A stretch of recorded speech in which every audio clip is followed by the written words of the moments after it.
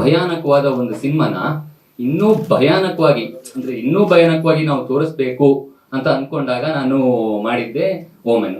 ಅದಕ್ಕೆ ನಾನು found footage ನ ಆರಿಸ್ಕೊಂಡಿದ್ದು.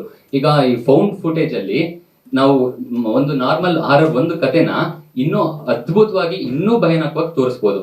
ಸೊ ಅದಕ್ಕೆ ನಾನು ಈ ಫೌಂಡ್ ಫುಟೇಜ್ ಮಾಡೋಣ ಅಂತ ನಮ್ಮ ಅಜಯ್ ಕುಮಾರ್ ಅವ್ರ ಹತ್ರ ನಾನು ಅಪ್ರೋಚ್ ಮಾಡಿದೆ. ಅಂಡ್ ತುಂಬಾ ಜನ ಪ್ರೊಡ್ಯೂಸರ್ಸ್ಗೆ ಇದು ಅರ್ಥ ಆಗಲ್ಲ. ಫೌಂಡ್ ಫುಟೇಜ್ ಅಂತಂದ್ರೆ ಏನು, ಆಕ್ಟರ್ಗಳೇ ಕ್ಯಾಮ್ರಾ ಇಟ್ಕೊಂಡು ಮಾಡೋದು ಏನಿದು, ಇವೆಲ್ಲ ಎಕ್ಸ್ಪೆರಿಮೆಂಟ್ಗಳು ಬೇಡ ಅಂತಂತಾರೆ. ಬಟ್ ನಮ್ಮ ಅಜಯ್ ಕುಮಾರ್ ಅವರು ತುಂಬಾ ಸಪೋರ್ಟ್ ಮಾಡಿದ್ರು, ಕೇಳ್ತಿದಂಗೆ ಖುಷಿ ಆದ್ರು, ಮಾಡೋಣ ಬನ್ನಿ ಇದು ಅಂತಂದ್ರು.